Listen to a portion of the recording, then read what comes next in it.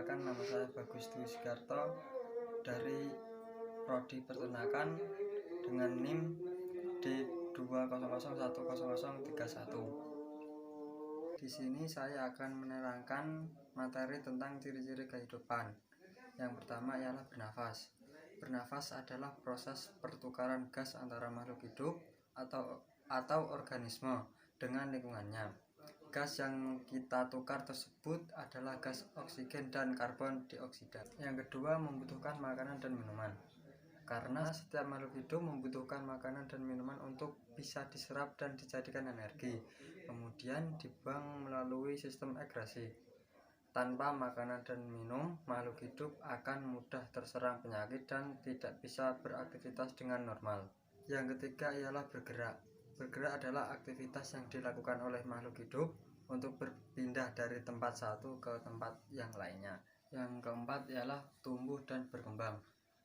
Tumbuh merupakan perubahan ukuran organisme karena bertambahnya sel-sel dalam setiap tubuh organisme yang tidak bisa diukur oleh alat ukur atau bersifat kuantitatif, atau secara bahasanya perubahan ukuran organisme dari kecil menjadi besar.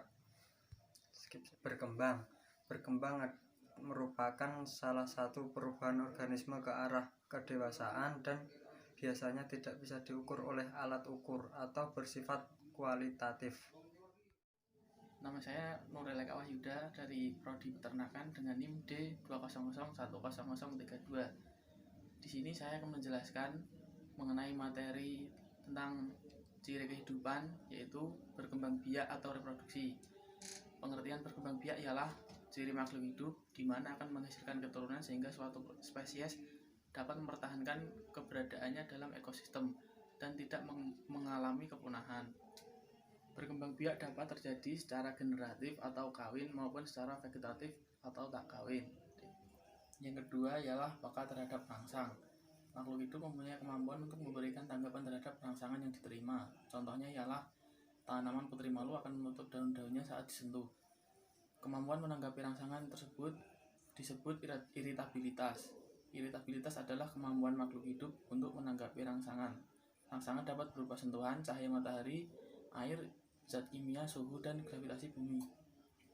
Hewan dan manusia dilengkapi dengan alat indera untuk menanggapi rangsangan, seperti hidung untuk mencium bau, mata untuk melihat, dan telinga untuk mendengar. Yang terakhir ialah penyesuaian diri terhadap lingkungan atau yang disebut dengan adaptasi. Terdapat 3 jenis adaptasi atau penyesuaian diri makhluk hidup, yaitu adaptasi morfologi, adaptasi fisiologi, dan adaptasi tingkah laku. Yang pertama, adaptasi morfologi, yaitu bentuk penyesuaian diri berkaitan dengan bentuk luar tubuh makhluk hidup. Contohnya ialah bentuk mulut serangga, bentuk daun pada tumbuhan sesuai habitatnya. Yang kedua adalah adaptasi fisiologi, yaitu bentuk penyesuaian diri berkaitan dengan fungsi alat dalam tubuh makhluk hidup. Contohnya ialah sapi memiliki 4 jenis lambung berkaitan dengan jenis makanan, dan orang di pegunungan memiliki sel darah merah lebih banyak. Yang ketiga ialah adaptasi tingkah laku, artinya berkaitan dengan perilaku makhluk hidup untuk beradaptasi. Contohnya ialah cicak memutus ekornya atau autotomi saat ada musuh. Perkenalkan, nama saya Catur Agus Supriyadi dari Prodi Peternakan dengan NIM D2001030. Peran cain sebagai proses dalam kehidupan, yaitu cain adalah aktivitas intelektual yang untuk dilakukan manusia yang dirancang untuk menemukan informasi tentang alam tempat manusia hidup dan menemukan cara menata informasi tersebut supaya menjadi sesuatu yang bermakna, dan juga pengamatan sistematis terhadap keadaan dan kejadian di alam untuk menemukan fakta, untuk merumuskan prinsip-prinsip dan hukum-hukum tentang alam semesta. Sains juga diartikan kumpulan pengetahuan tertata yang dapat diverifikasi atau diuji melalui penyelidikan lebih lanjut, dan ilmu sains tersebut juga berguna untuk menjelaskan berbagai peristiwa-peristiwa alam dan menemukan cara untuk memecahkan permasalahan tersebut. Perkenalkan, nama saya Dwi Irwansyah, mahasiswa UPY Fakultas Peternakan. Peran sains dalam kehidupan manusia. Sains berperan dalam pengembangan perpikiran manusia tentang penemuan-penemuan hal yang sedang dirancang maupun yang sedang terpikirkan oleh manusia, yang sekarang sudah ditemukan bisa dikembangkan lagi. Itu bisa dilakukan menggunakan sains dengan pemikiran-pemikiran ilmiah manusia.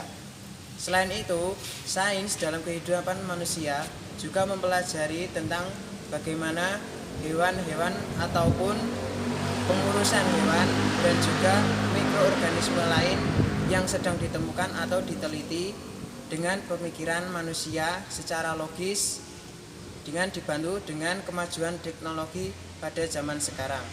Mungkin di lain waktu, hari maupun tahun, sains akan mengalami kemajuan pesat karena pemikiran manusia yang selalu berkembang dapat membuat manusia terkenal di kehidupan yang akan datang dan juga membuat manusia bangga menjadi penemu-penemu baru tentang teknologi sains dalam memanfaatkan untuk kehidupan manusia.